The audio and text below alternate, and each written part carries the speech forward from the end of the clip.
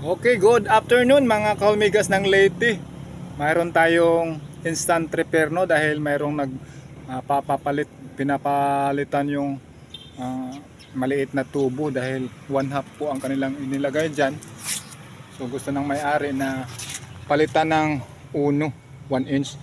Kaya ito tinanggal natin to, 1/2 kasi ang inilagay nila at binutasan natin ng uno, 1 inch. At ito, papalitan natin dahil 3/4 ang kanilang ginagamit na tubo. Dahil gusto ng may-ari ay 1 inch na dapat. So ayan, may mechanics na tayo dito dahil umuulan. Gumawa na lang tayo ng mechanics para madali na lang nating trabahuin ito. So ito po ang papalitan natin, no? Ito. Kailangan daw itong palitan itong linya na ito. Hanggang dito. So kailangan natin putulin ito. Tapos ito, hindi na daw kailangan gumamit ng meter. Kaya dito ay puputulin din natin para maatas ng yung 1 inch. 1 inch na tubo na dapat gamitin dito. Tapos dito okay na daw lang yung 3/4, no? So ito po ang ating trabaho bilang isang on-call plumber. Kaya dito ang pangit kasi ng kanilang pagkatrabaho, no? Dapat yung mga supply line ay dapat 1 inch.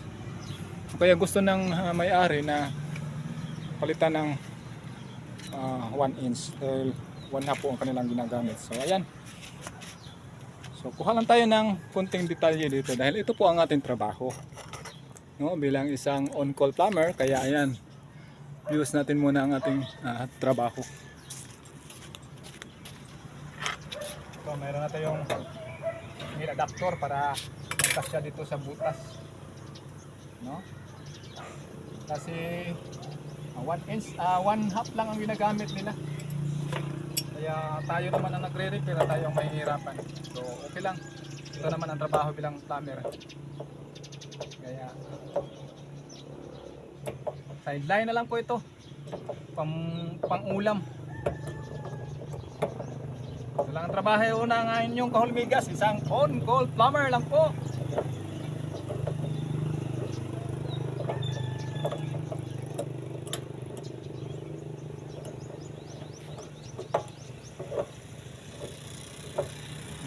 Kailangan mapasok kong trade na ito para hindi tumatagos. Sabayan na lang ng bulkasil para salyado talaga, sarado po, walang tagas.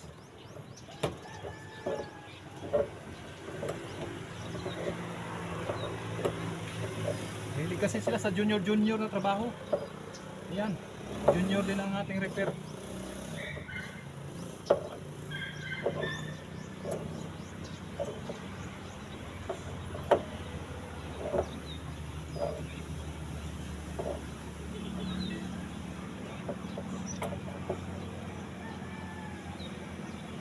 Yan.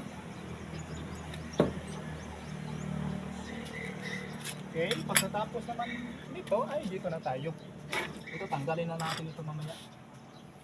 Wala na itong gamit. Dito na lang. So kailangan natin itong i-fix. Dahil naka-ready na po ang ating trabaho. Ito yung kanyang control. Para pag may papalitan, madali na lang pag control sa tubig.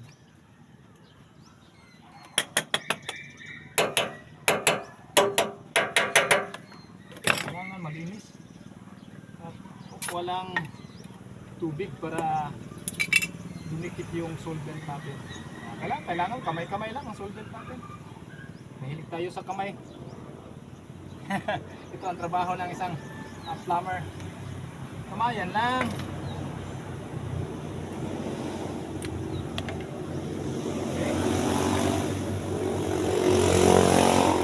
Plumber on the go. Sideline ni Romualdo Yang Gonzales. Yan, kahulmigas ng Leyte ay isang plumber. On-call plumber lang po tayo.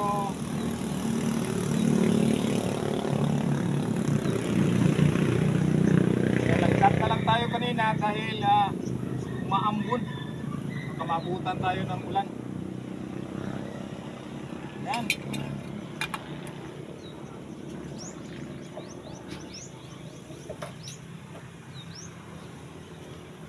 Okay. So, proceed to another line. Ito na tayo.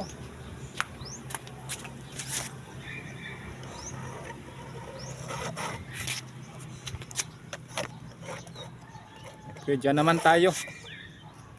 Kailangan na nating putulin yan para madugtungan ang bago. So, may control na doon. Dito naman tayo. So, tanggalin natin ito. Dito. Balak na yung tubig.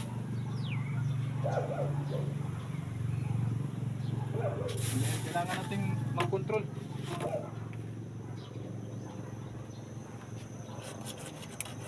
Huli na natin.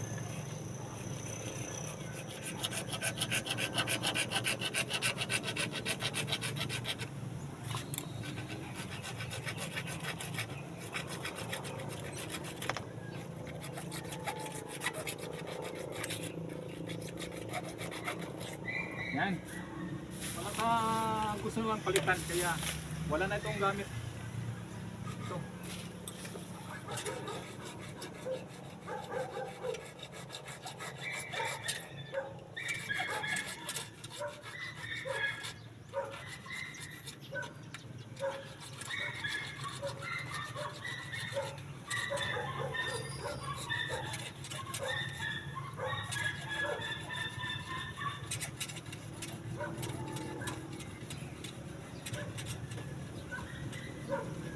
Napakahirap mag-repair. Mas mabuti pa yung ako na mismo ang nagtrabaho kaysa mag-repair.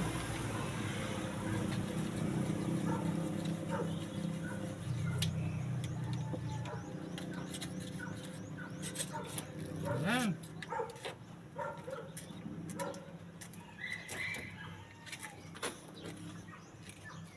Kailangan linisin lang.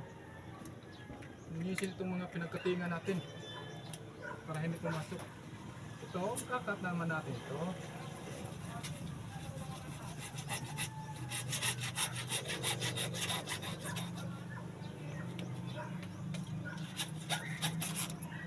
Okay, tapo na this.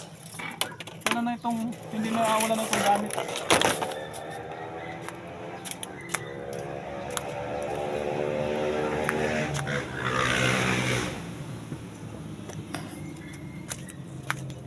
Dito na tayo. Yung pamunas natin.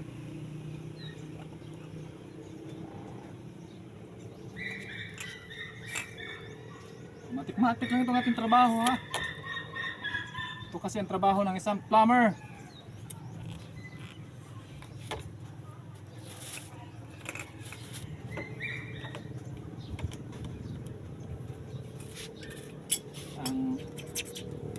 Kailangan lang natin hasain ito para pumasok. Kailangan malinis pag nagsolvent tayo para dumikit tama ang kanyang pagdikit. So, dahil pag marumi, hindi ubra yung solvent natin. Lalo na pag nakabili kayo ng solvent na mumurahin lang. Kaya yung branded na mga solvents ang gamitin para siguradong kapit. Kayong bumili ng mga mumurahin lang. Kahit pinagdaanan ko na yun, madali lang yung matanggal. Lalo na pag na-expose sa init. Oh.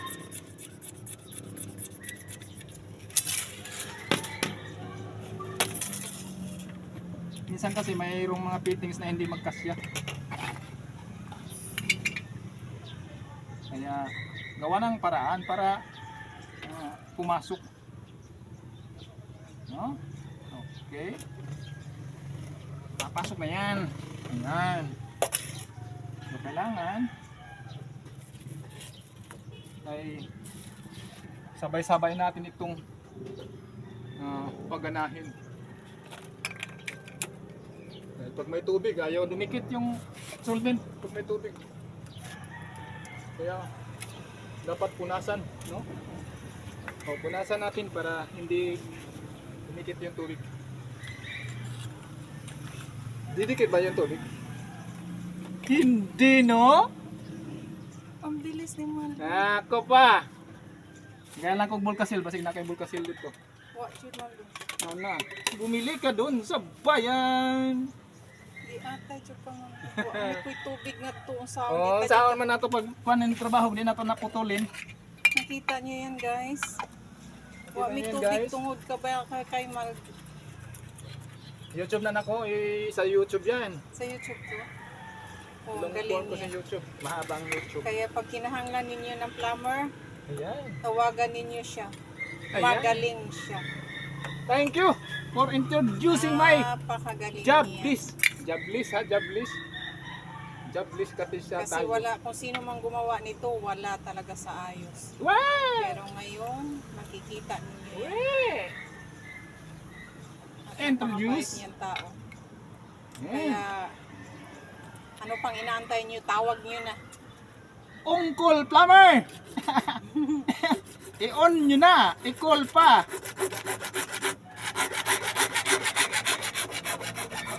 Yan, yung mabilisang trabaho. Yan lang po ang ating gagawin. Diba? Sidekick!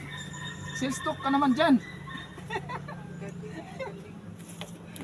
At mabilis siya magtrabaho, guys. Kaya, ayan. Yan. Hindi ko muna siya papakainin, guys. Mapapas Oo, na siya. mas mabuti yung Wala gutom. akong mahugas. Para hindi sayang ang oras. Tingnan mo niyo, guys. Kinakamay niya.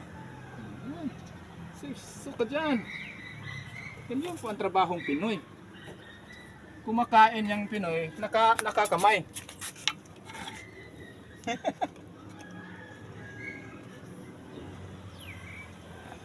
Ayan. Diba? Ganon ka lang pala ka magtrabaho si Mamads. Kaya kayong mga umigas, halina. Tawag niyo na. Bakit kayo nagpagawa ng hindi marunong gumawa? Kaya nga eh. Kaya ito ngayon. Gawa kayo yung mga tama, yung mga expert. Sirot! Oh, kita niyo yung kanina. Naka-uniform pa yun sila kanina, ha? Yung mga tinuturuan mo. Naka-uniform eh. Walang alam. Nagbibili. Nagpunta ng hardware. Hindi nila kasi alam, hindi sila plumber. Ikaw anong ginagawa nila Trabahante dito? lang yun ng solar. Eh, bakit silang bumili?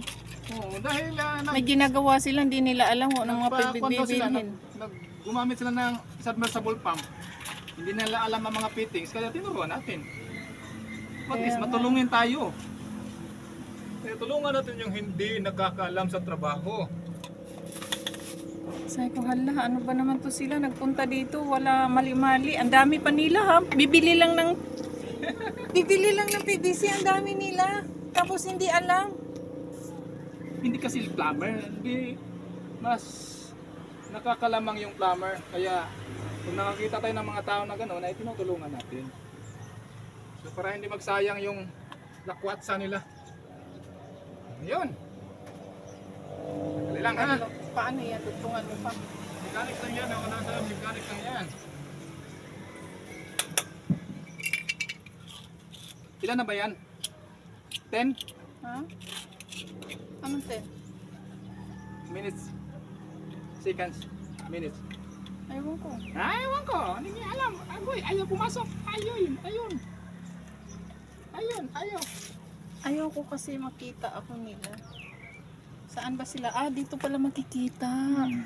Uy, 14 na. Okay lang yan. Okay lang yan, 14. 14.28.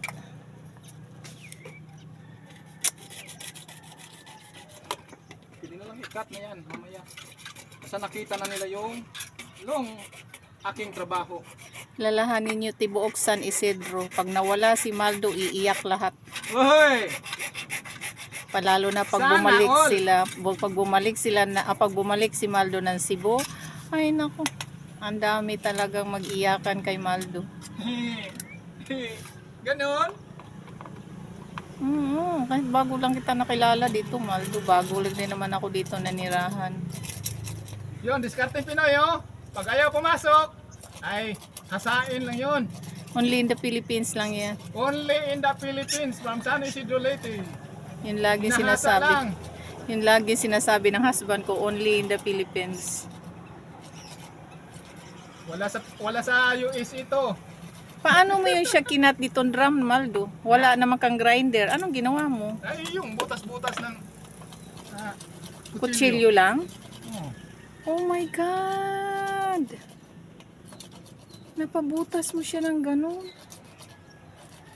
Kailangan mayroon kayong tamang pag-iisip nito.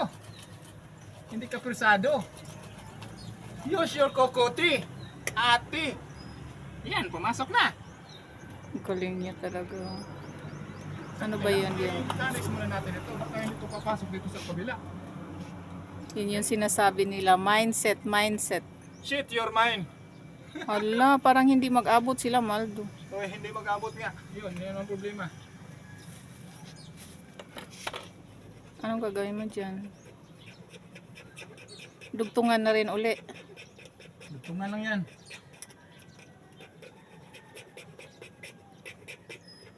Okay, thank you for watching. Baka na umabot na tayo sa age limit. Ano na siya? 16:35. Ang dami mo. Tumakbo Wala ka na, pa. pwede na yan. Pwede na yan ikat. Ka 16.